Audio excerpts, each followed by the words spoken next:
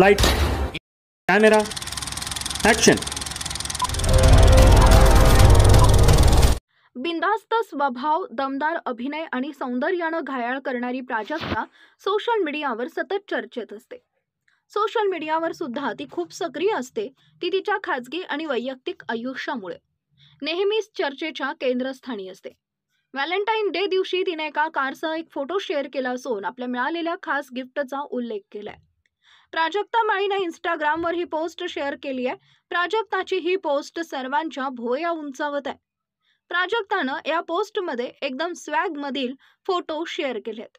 Car सोबत तिनं हे फोटो शेअर केले असून हटके पोस्ट दिलेत। ही पोस्ट शेअर करत तिनं प्रेम मिळालं असल्याचं सांगितलंय।